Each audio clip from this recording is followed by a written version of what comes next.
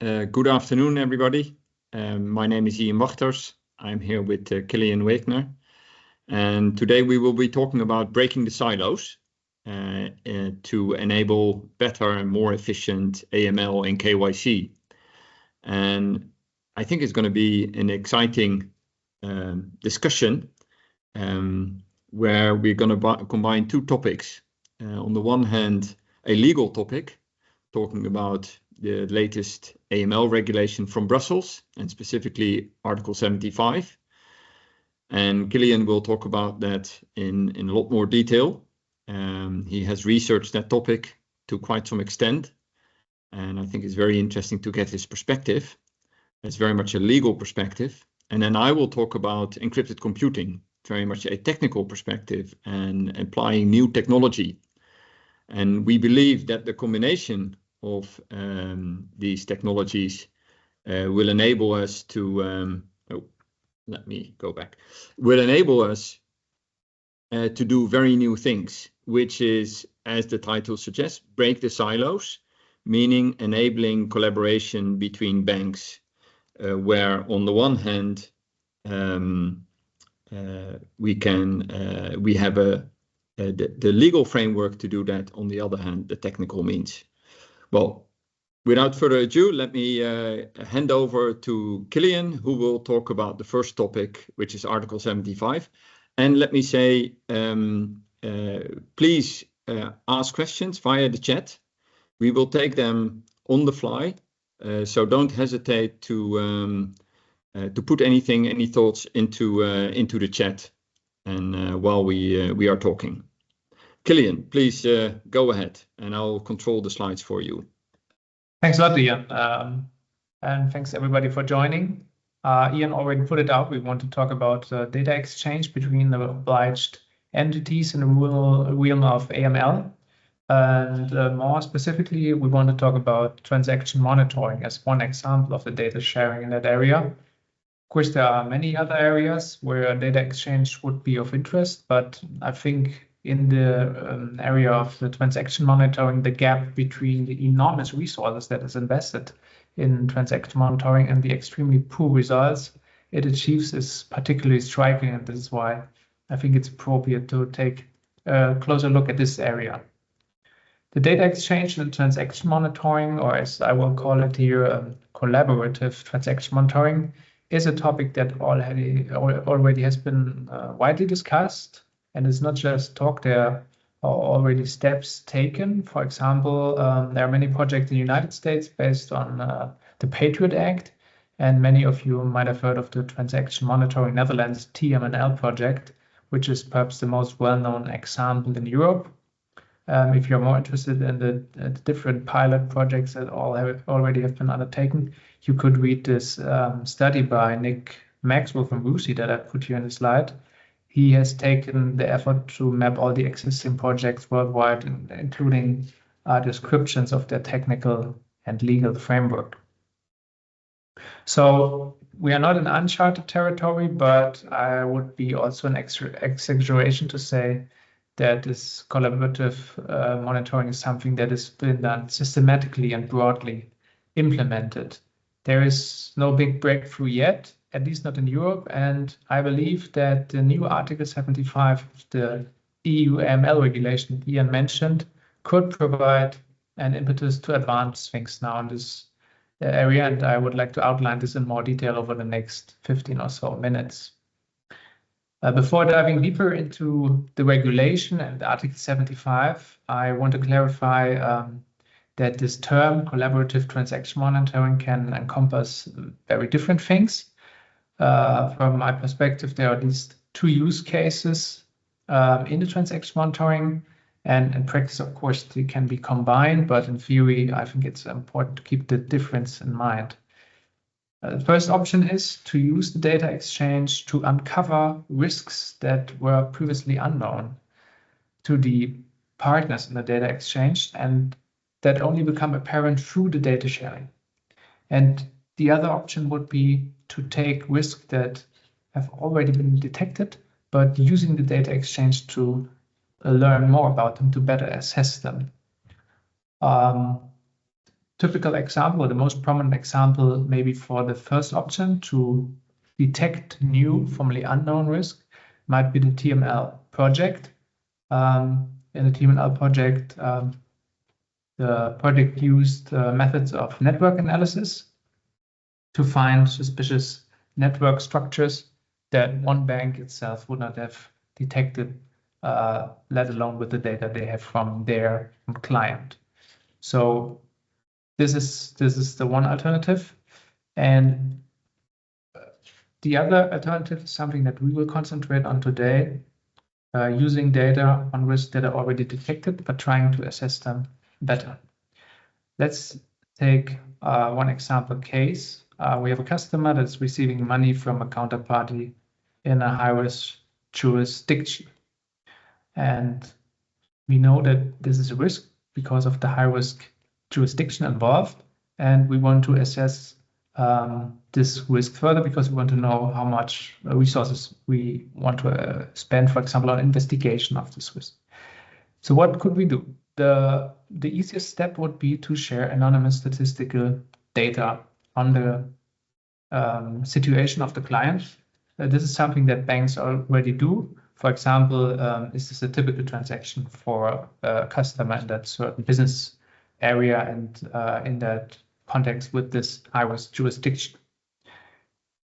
The next step would be to share statistical data that is not completely abstract from the transaction or the customer, but that has something to do with the customer. For example, and this is what Ian will put out in more detail later, you could share between banks how many high-risk customers or flagged as suspicious customers, the customer A has in his network. So you could assess whether he's part of a high-risk network, which would indicate the need for more resources spent on this case, or he's in a low-risk network, which would be an opportunity to prioritize other cases. And the more granular the statistical data that you exchange is, the higher the risk that you make your customer identifiable, sharing personal data, up to the most extreme case where you really share open data, for example, to prepare an alert to the authority, to the FIU, for example, a suspicious activity report. And between those steps, of course, you can escalate this individually based on the risk in the case. This could be a method to assess the risk that you already detected in your system. So this is the outline of what the potential is, and Ian will show you this in more detail in an example case later on. What I want to do is to outline now the legal challenges that come with such kind of transaction monitoring. First thing that comes to mind is, of course, the data protection laws. Everybody knows, especially in the European Union, we have the GDPR, which limits our options in the data exchange field. But there are also other laws. For example, this is something that the TML project faced in the Netherlands. In many national AML regimes, we have quite strict rules on what kind of compliance functions you can outsource, and the transaction monitoring is one of the sensitive areas of the AML prevention, and often there is limited opportunity to outsource these things.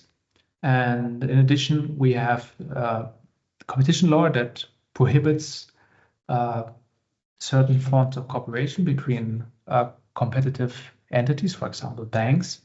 And we have the tipping off provisions that tell us if we have a suspicion against the customer, we are not allowed to share the suspicion with anyone except the FIU, the police, and the actors on the state side, but not with other private actors.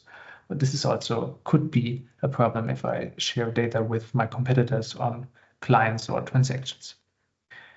So we have these regulations. Often they are very vague and they often hinder projects for data exchange. And this is where the new Article 75 of the new EU AML regulation comes into play, because here for the first time we have one comprehensive reform package that will regulate the AML prevention in whole Europe. This is a single rulebook that is applicable directly in all of the member states. And beginning in summer of 2027, this AML regulation will replace all the national AML laws in countries like Germany, France, Spain, at least when it comes to the prevention obligations. And the idea and the hope is there will be only one AML prevention law in Europe, and that will be this regulation. And in this regulation, for the first time, we have a rule for data exchange, and this is the Article 75. So let's take a closer look on this Article 75. What does it allow? Article 75 allows to create so-called partnership for information sharing. And in these partnerships, all obliged entities can participate. Also, state actors can participate, like the FIU or police, but also all obliged entities from all parts of the economy. And they can share a vast range of data, customer data, transaction data, customer due diligence data, transaction monitoring data. There is, in general, no restriction to post-suspicion data. So if you read the article from the start, you have the impression, wow, this is really a breakthrough. However, there's one caveat. There is one part in the article that appears to limit the data sharing to high-risk cases. Maybe you can move to the next slide where I cite this norm. This is Article 75, para 4, letter F. This is a peculiar part of the regulation because there the regulation says you can only share data from all of these data sets that I mentioned in high-risk cases. However, the definition of what a high-risk case is very broad. For example, the typical cases where you have to adopt enforced and higher compliance standards, like contact to high-risk jurisdiction, higher volumes of cash, involvement of a politically exposed person, stuff like this, which is no surprise. But in addition, it also says every case that is associated with a higher risk according to any national risk analysis. And if you read these national risk analysis, often they are very wide. For example, in German national risk analysis, you can read that using a limited is of high risk because most criminals who operate with legal entities use limiteds. So this really makes the defense really broad when it comes to defining the high-risk cases.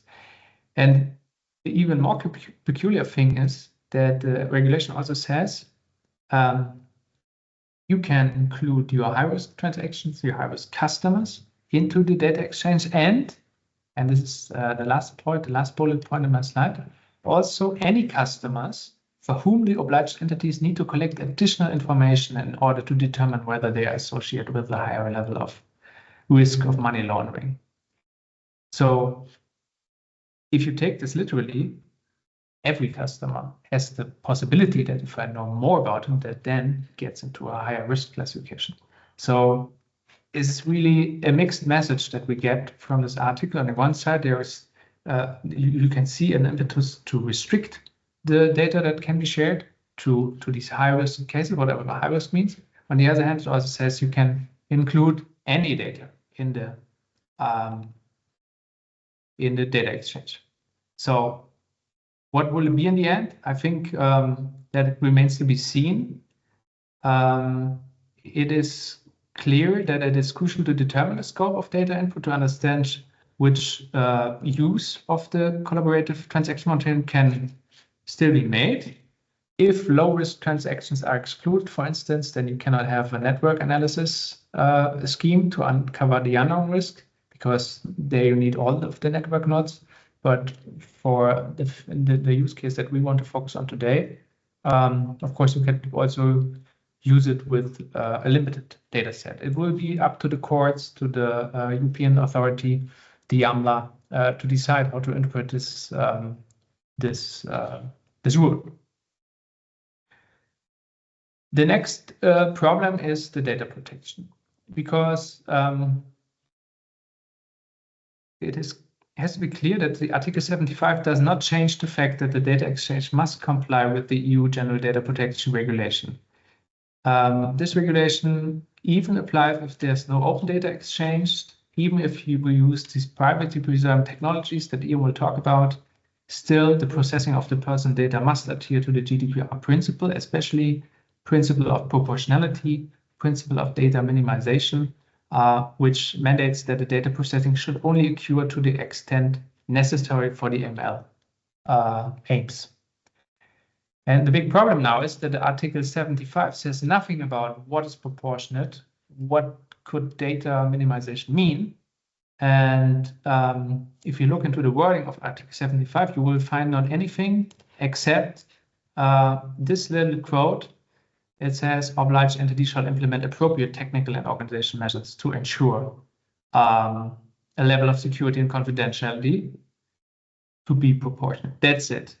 All the details are left to the imagination of the reader of the text. And this is something I think that has to be discussed from now on. It has to be made more concrete.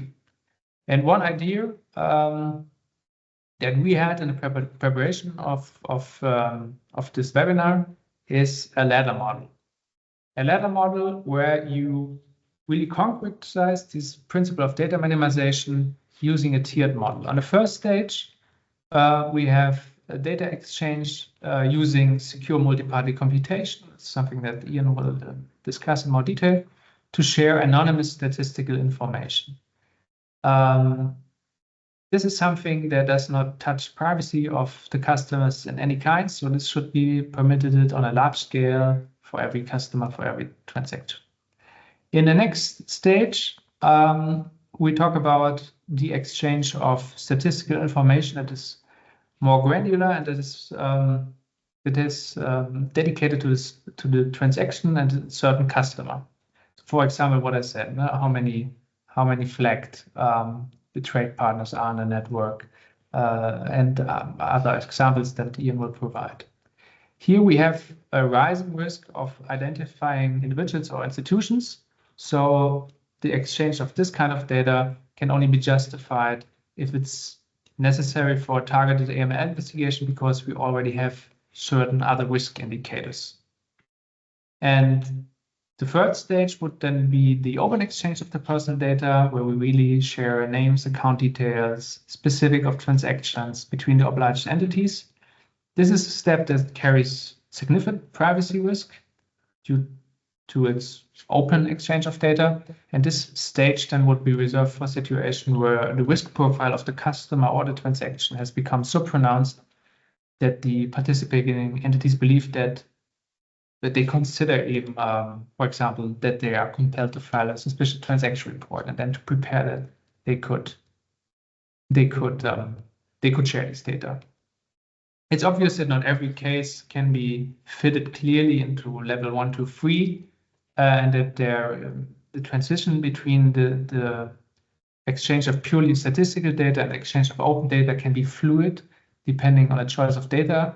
However, I still think that a model like this would give obliged entities more guidance than this open formula provided in the article, where you just have to weigh AML versus privacy on your own. I think it makes this idea of data minimization and proportionality more concrete, and I think this could be a way to go forward. So summing it up, I think if you had hoped that this new EU regulation and Article 75 would provide a clear and really detailed framework for the exchange of data, it's a disappointment reading the new code.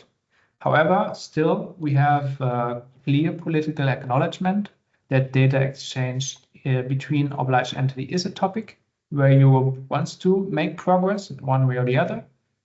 That's the big picture, and the devil now is in the details. The legislative process has left several questions unresolved. Should the data exchange be limited to transaction or customer with specific risk profiles? Which roles do the privacy reversing technologies play that Ewan will tell us more about? this is an ambiguity in the law. However, this ambiguity is also an opportunity because it now allows banks and also the officials a room to develop a sound and also political acceptable interpretation of the regulation and practice.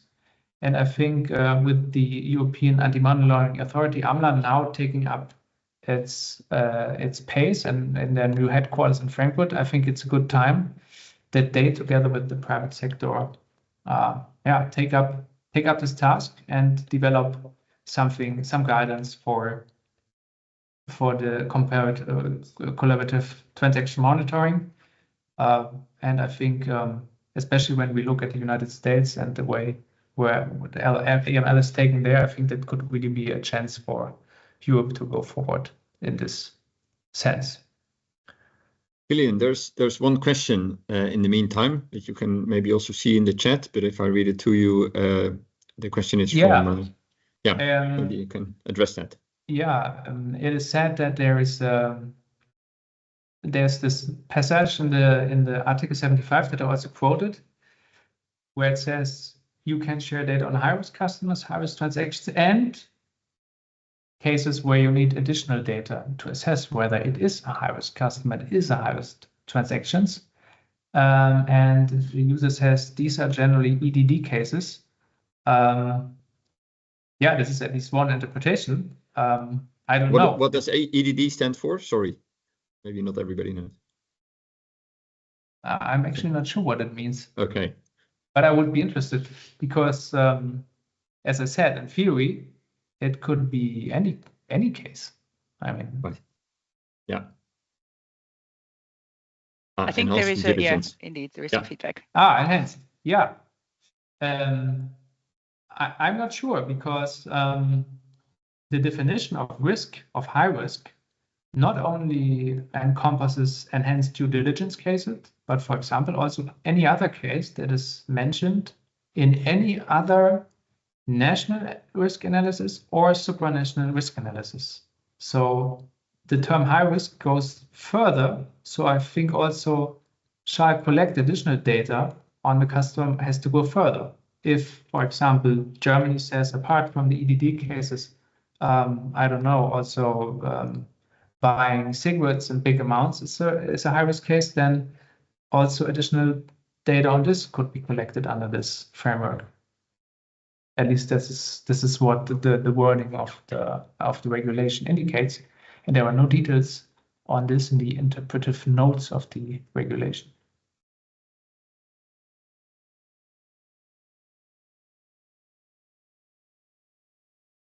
My outlook is already clear. I would vote for community instead of chaos. Yeah, all right. Very good. Ian, before we go to your presentation, I think there is another question maybe that's nicely to close off also Kilian's presentation. So on the one hand, it says that A75 allows you to include many clients, but is that still considered proportional under the GDPR, or is that actually a conflicting element? Yeah, I think this is a conflicting element, but I mean, proportionate to what? Proportionate to fight AML. The regulator did not tell us what he deems to be proportionate to fight AML in the context of data exchange. He gave us a blank field. So this needs to be discussed. Maybe there are some AML use cases where it is proportionate to use all user data, but maybe not all user data in the sense that's all the data on every user, but maybe there are certain data points on every user that are okay to share if there are more statistical things, and other data that is not okay to share for every customer, for example, details on transactions. So this is exactly the balance that has to be struck now. And I think it can only be struck between the regulator, the AMLA, the private sector, and they have to find something that is so compelling that the European Court of Justice, when it comes to the scrutiny of this of the system, will accept it as okay when thinking about privacy and data protection. Okay. Thank you. Thanks, Kilian, for that. Very interesting.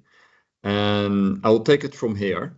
And you already referred a couple of times to more detailed examples, so I'll try to live up to that expectation. I'll take the topic from a very different perspective, talking about what we call encrypted computing. And I realized that when we announced this webinar, we talked about privacy-enhancing technology. And that may already sound quite alien to many of you. And let me clarify. Encrypted computing is a privacy-enhancing technology. Privacy-enhancing technologies stand for a range of technologies that help you to protect the privacy or the confidentiality of the data while you use that data. And that ranges from very simple measures that we probably all know, like pseudonymization of data, to more advanced and new and sophisticated measures that include encrypted computing. And I'll talk today about encrypted computing, and I'll try to explain, first of all, what it is, such that you can imagine how it works without going into any cryptographic details. But then more important, make the translation to, okay, if you would then apply that on the sort of use cases or topics that Kilian was talking about, how can I share data in multiple steps in a proportional way, being GDPR compliant? And I'll try to make that translation with some specific use cases in mind. Let me start with the challenge.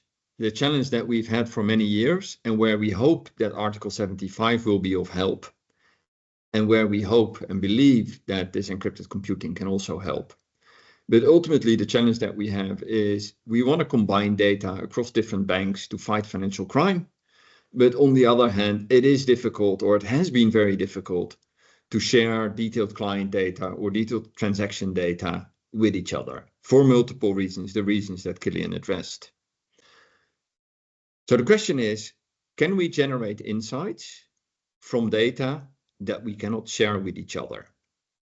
And I would like to make specific here that we talk about insights, because we do not necessarily need to share all the data with each other. We do not necessarily need to centralize all the data into one big data lake.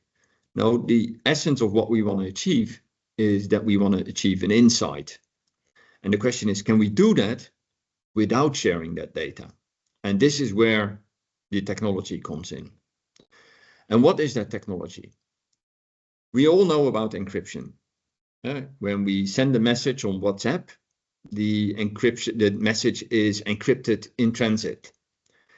When you store data in a data center, very often the data in storage is encrypted. So not everybody can just access that data. You would need an encryption key to unencrypt the data. Now, this new technology of encrypted computing is what we call encryption in use.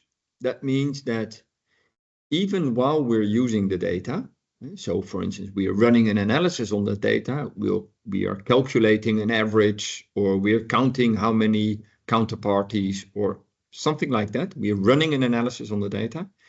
Even then, the data stays encrypted, meaning that I can have a data set that is encrypted, but I can still do a calculation on that data without seeing the data. I just see the end result. Now, what does that give me? It gives me a couple of things. First of all, it gives me data minimization, because rather than sharing all the data between, let's say, a group of banks, I only share certain specific results that I have extracted from that data. But I can do that without seeing the data. So as a bank, I can, for instance, extract some information from the data of another bank without seeing that data. Second thing that it gives me is purpose binding, because I cannot just run any analysis on the data of another bank. No, I can only run those analyses that we have jointly agreed and signed off with a digital signature which means that as a data controller or a data owner, as a bank, I stay in control of what my data is being used for. What sort of analysis can other banks derive from my data? Only those analyses that we jointly agree and that we all signed off can be ran against my data, nothing else. So I can be sure that my data will not all of a sudden be used for something completely different. Maybe a marketing campaign by one of the other banks. Obviously something I wouldn't want. The last point is that this technology is also very secure. We all know about encryptions, but certain encryptions you can also break. And especially in the era of quantum computers, many encryptions may not be as safe as we would hope to be. Well, fortunately, this type of encryption that we're using here is very safe. So also the data and information security people can be assured that the data is safe. Now, some of you may recognize that specifically data minimization, purpose binding, and control are key aspects of GDPR. So this technology helps you to collaborate between banks, but at the other hand, have very strong compliance with respect to GDPR. And these are some of the GDPR statements. I already mentioned purpose binding, data minimization, control, but also technical measures and the organizational measures that you put around such a collaboration can be very strong and are embedded in this technology. So you can have this very strong compliance with GDPR. Now, that means that we have, on the one hand, Article 75, which provides us the legitimacy to collaborate. There's no obligation, but we are allowed to collaborate and to exchange data. But, as Kilian explained, within the restrictions of GDPR. And on the other hand, we have encrypted computing, which provides us the means to do that collaboration in a GDPR compliant way. And the combination of those two help us to set up interbank AML and KYC collaboration models. Now, how does that work? Let us talk about a very simple example. And first, let's start with encrypted computing. What does it mean? Well, it means that I have a data set and I encrypt that within the environment of my bank. And I bring that data together with the data of other banks, but in an encrypted state, in what we call an encrypted data space. So while the data lives in that space, nobody can see it. But together we decide what sort of analysis we are allowed to run on that, and only the outcome of those analyses are shared. Now, to make it concrete with an example on the right-hand side, let's say the query that I want to ask is, and Kilian already referred to this example, I want to test whether my client, that is maybe alerted of higher risk, is connected to other clients at other banks, other entities, other individuals at other banks that are also higher risk or alerted. And when I say connected, that could be in multiple ways.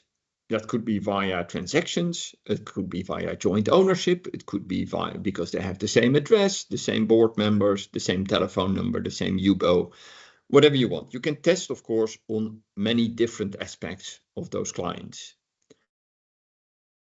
And then the result of that could be very simple, and here we talk more about these sort of statistical results, is, so, okay, how many connections does my client have with other high-risk clients? It's simply a number. It could also be, what is the type of connections? Is it a connection via a transaction or maybe via ownership?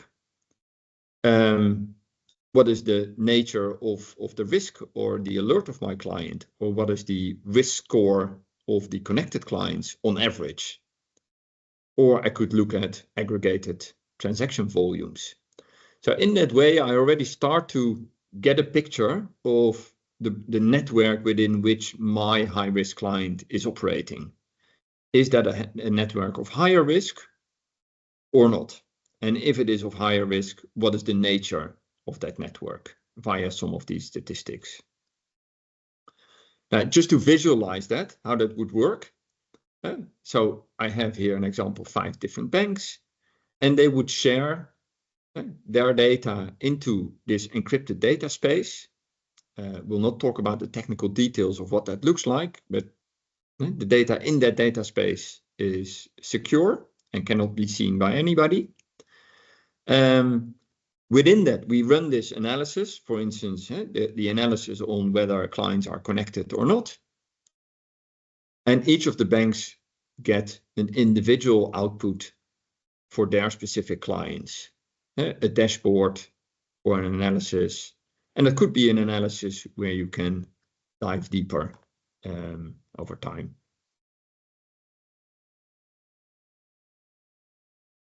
And now I would also like to make the, before I go there, let me also visualize that. So without this approach, without the sharing of information and insights from other banks, if I have one alerted client within my bank, we call him Mr. A, I can only see the counterparties of my client, the IBANs, maybe a counterparty name, but that's all that I see. Now, let's say I would start to use such an approach that I can also start to extract data about the counterparties of Mr. A's counterparty, both the incoming money as well as the outgoing money. I can run a query on, okay, how many of those counterparties are maybe also alerted or higher risk? I would be able to establish that maybe one of those alerted clients in one of the other banks is actually the same individual as Mr. A, which tells me something about the network. Maybe there's some money moving around between Mr. A and Mr. A.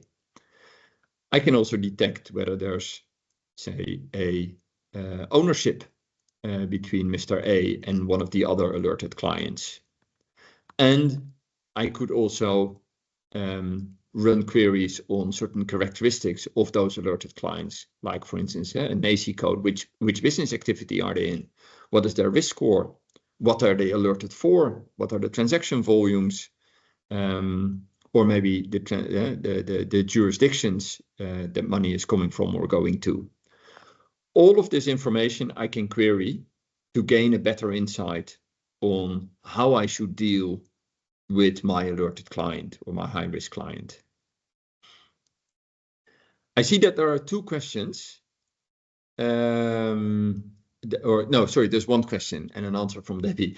Yes, sorry. The question is, are we using zero knowledge proof? And the short answer is no. Zero knowledge proof is also a privacy enhancing technology, so a PET. But it has very limited use cases where you can test whether something is yes or no. For instance, is someone above 18, but without disclosing someone's date of birth. We're using a technology for encrypted computing that is called multi-party computation. And multi-party computation is a much richer type of privacy-enhancing technology, whereby you can combine and analyze data sets with quite sophisticated types of analysis. I also see there's another there is another question. Yeah. The number of different IBANs, telephone numbers, etc., is comparably small.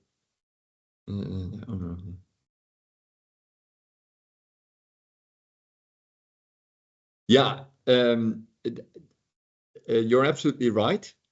And this is where I'll address that a bit in the next page. But this is where the more specific you can test, the higher the risk becomes of disclosing the identity of an individual. And this is, maybe I go to the next slide, where I also refer to the ladder that Kilian was talking about. And in the first step, we would talk about exchange of information that is anonymous, or at least should be as close as possible to anonymous, because really anonymous is very difficult. There is always a risk of re-identification, especially if the numbers are small. But for instance, if we take this use case where I want to test how many connections my high risk or alerted client has with other high risk or alerted clients, the number of connections is a statistical number.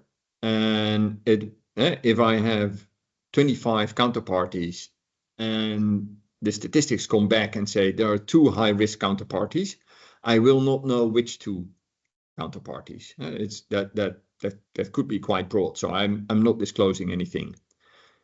The type of connections is also very difficult to then translate back to an individual, or the characteristics of the aggregated characteristics of the clients. Are they mostly business clients, or are they more individual clients, or aggregated volumes? These are statistical data where the risk of, say, a statistical disclosure is relatively low. If I now start to dig one level deeper and I say, well, I also want to query results on specific connections, like I want to know specific transaction volumes or specific characteristics of transactions or specific business activities, then of course the risk of re-identifying one of those counterparties increases.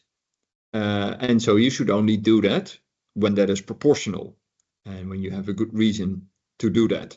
You're not necessarily sharing PII, but you're increasing the risk that you do share it because of the re-identification risk. And then the next step is, of course, where you would say, okay, 2 banks have established that they have the same client, they want to file a SAR, then they will share the names and the details of that client openly. But you can actually imagine that even without going to the 3rd step, so going into the red area, you could already do a SAR filing where 2 banks would file a SAR, leveraging the data that they have obtained in the yellow area, without sharing between each other the PII of their respective clients. But they give a unique identifier to their SAR filing such that the FIU knows, hey, these SARs belong together.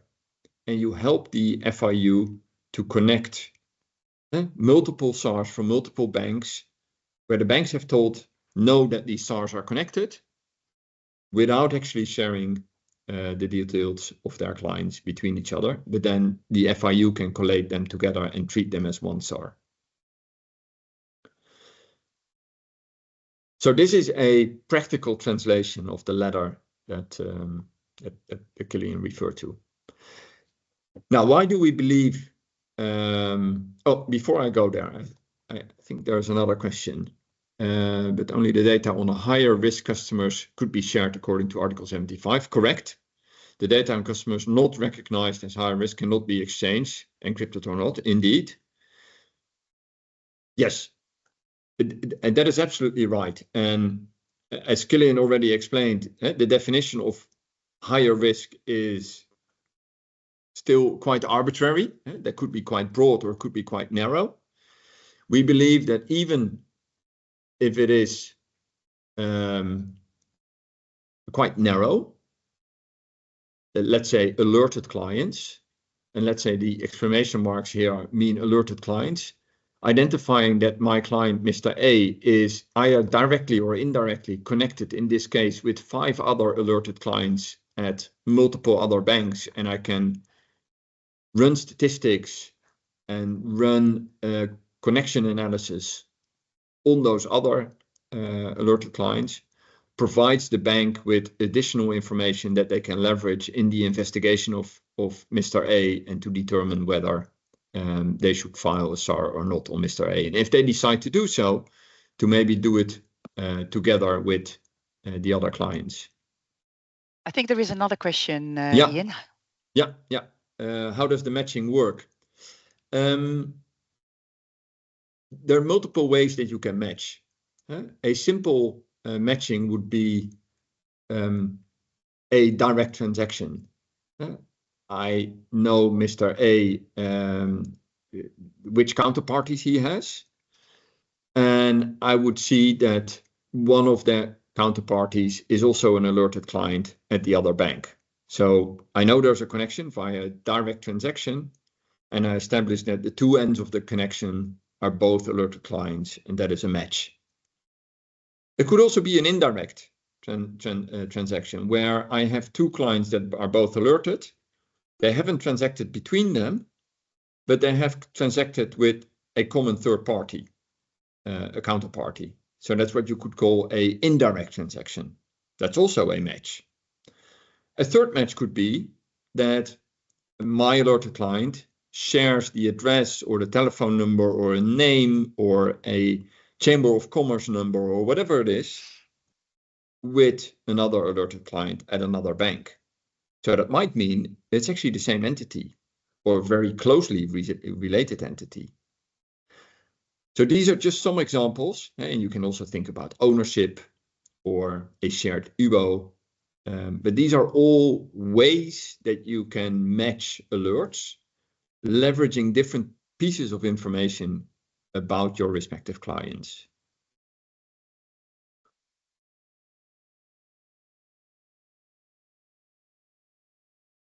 So why do we think this is useful?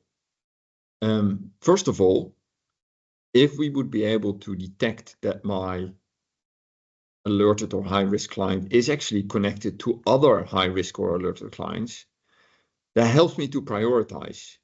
Because if one client is connected to 5 other alerted clients in other banks, whereas another client has none of such connections, then I know that I should prioritize the first client and maybe deprioritize the second client. And in any case, if you prioritize your efforts, the results will always be better. Either you achieve the same with less effort, or you achieve more with the same effort. The second thing is, once I have prioritized certain clients, I have a lot more information to work on. I have all these statistics. I can dig deeper. I can double click on certain connections to figure out what's really happening here. And that can speed up my investigation significantly because I have much more information to work with. And ultimately, I also know which banks to contact and how to collaborate with other banks in, say, in the red area, in the open area. And last is the better quality. If I can explain to the FIU in a much better way how my client or how my SAR is connected to potentially to other SARs or to other clients at other banks, I make the life of the FIU a lot easier because I'm providing them with much better quality information and much richer information such that their investigation and the steps that they need to take are also easier to follow up.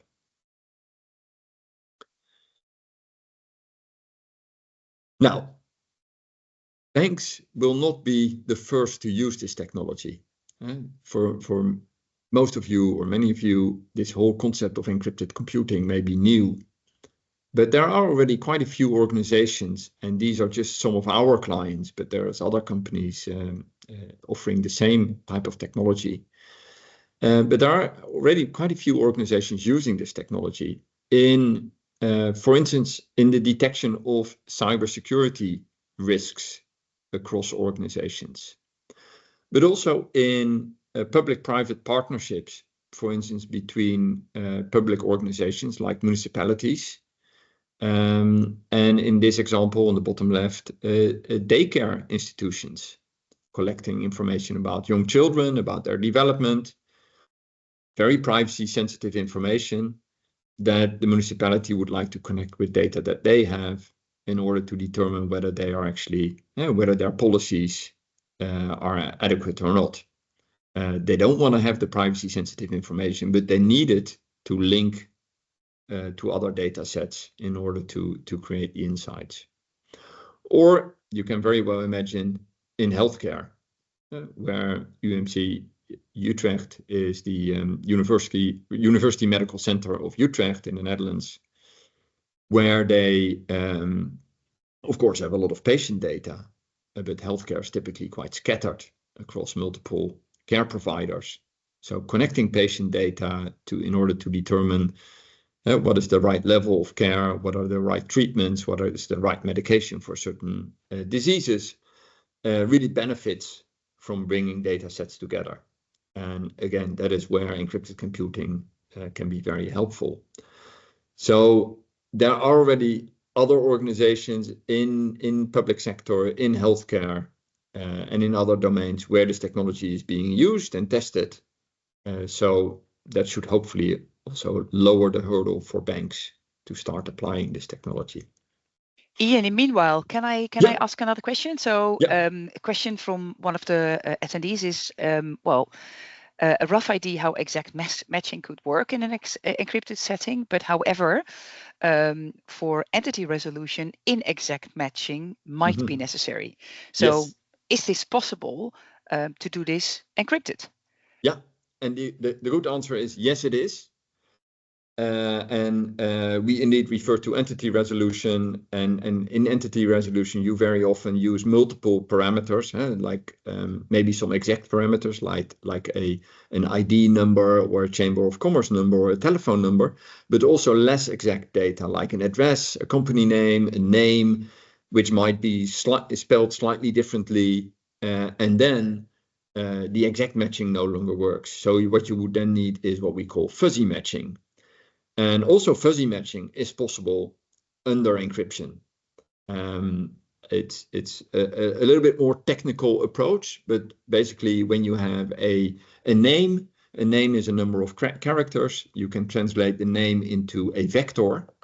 And of vectors, you can test whether they point in the same direction. And you can train a model on that. So for instance, if you're using addresses or English names or Romanian names, you can test a little model that helps you determine whether the vectors are actually pointing in the same direction or not. So yes, the short answer is fuzzy matching, and therefore entity resolution is also possible under. And I think as a little side note in the question, between brackets, the question is, okay, can that also be done efficiently if we have a database with actually quite some data in it? Yeah, good question. We have indeed in discussions with some banks addressed this point, and we can also do it at scale. We are applying some tricks, some smart stuff. That's why we have a couple of PhD cryptographers who can do that. But we have found ways where we can indeed do the entity resolution on millions of customers. Not in a second. It will take some time. But typically entity resolution is also not something that you need to do on large volumes on the spot. Maybe one name against a large volume, but not a large volume in itself. That's typically not something you need to do on the spot, so you can run it as a batch process. And yeah, we can do that. Good question. All right. I think we're conscious of time. We have 5 more minutes. Yeah. So that's question that's and answers. So, and any other questions that you would like to raise? Give people some time to write. I see Fabian is writing something. In the meantime, I will put our contact details on the screen. So you can reach out to us. You can also link with us on LinkedIn or write us an email.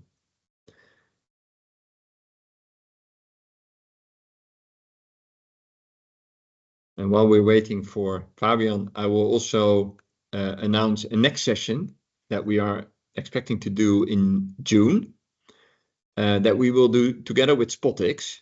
SpotX is a company, a German company, a specialist in AML and KYC and fraud. Software and services. Together with them, we are working on a number of AML and KYC use cases in a number of countries. And we have built a first version of an application for AML and KYC So based on encrypted computing technology from Roseman Labs. And then the use case is translated into an application. And we are looking forward to demo that in a session in June. So we can, what Kilian and I have been talking about over the last hour, we can make even more practical. So I think there is a long question, Ian. Yeah. So maybe it's best if you read it out yourself. Yeah. Okay, sorry, that is the first one. Yeah, I think the one from Greg. Yeah. Yeah. Okay, let me.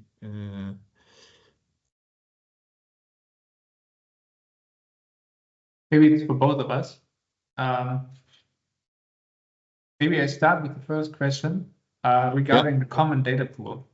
The question indicates that the TML project was having a shared data pool, and this was the reason why it was closed down. I'm not sure if this is true, because if you look in the official documentation of, for example, what the parliamentary body said on TML, the main problem was that in the Dutch AML law, it was forbidden to outsource anything related to transaction monitoring, and that this TML project was deemed to be an outsourcing of transaction monitoring. This would be different in the new framework in the European Union, because it does not contain this allowance of the outsourcing. The new EU regulation allows the data pooling from a perspective of the outsourcing. The other question, if it is allowed from the perspective of data minimization, and this is why I think our ladder model comes into play, and where the privacy enhancing preserving technologies come into play. So I don't think that it is per se a problem to follow a pool model. It depends on how it is created in more detail. Yeah. And maybe just to say also something to the second question from Fabian Ennersberg. I think the definition of what high risk is in the sense of Article 75 is very important when using this article for data exchange. But as Ian put out, even if you have a more narrow interpretation of high risk, you could still make good use of Article 75, because there is still the use case that was described in the example put forward by Ian. Yeah, and I think it's also a matter of testing over time, and also arguing why you are doing certain data sharing. So you start maybe with a very narrow definition, but then over time you can broaden the definition, as long as you can show that what you're doing with that data makes sense and is something that contributes to your AML and has a sufficient impact. And so it's very much a trade-off between the impact of what you are achieving versus the amount of data that you're sharing, and how well it fits the definition. I think Sandro is also typing a last question. Yeah. So let's take that as the last one. Maybe in the meantime, on TMNL, I think TMNL had multiple problems. It was the outsourcing. It was also the proportionality, because they were bringing together all the data, and the Data Privacy Authority said that is simply not proportional. That whole notion of high risk didn't exist. It was simply all the data. And the last thing is that their level of data security, they used pseudonymization, so there was a high risk of re-identification. Then the last question: GDPR allows data sharing that is being carried out in public interest explicitly, which data sharing.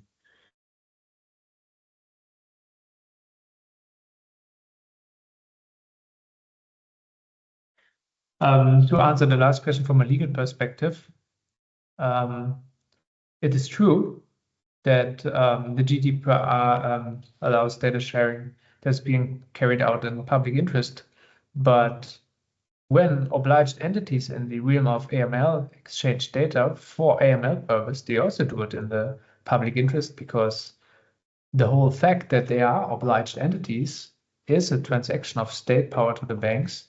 They are not doing it for profit or fun, but they are doing it to prevent financial crime, another crime to happen. So this is also a form of public interest, even if the actors are private entities. And I think in the reality of the partner sharing information communities that we will see based on Article 75, it will never be only banks or only private actors. It will be a combination of the FIU and other state actors and private entities. So this is also something I think one has to have in mind. We talked about today only about this private perspective, but the data sharing partnership will be bigger than that. Yeah, I fully agree. I think that's also what we see in many other collaborations that we support. It's very often a combination of private and public organizations, maybe starting at one end, but then other parties joining. With that, I would like to thank everybody for participating. Comments, feedbacks, more than welcome, of course. I hope you will also join our next session that we will announce for June. And if you would like to follow up, don't hesitate to reach out to Kilian or to myself, and hopefully we can stay in touch. Thanks a lot, and thanks Kilian for joining us in this. Thank you. Okay. Thanks. Bye. Bye-bye.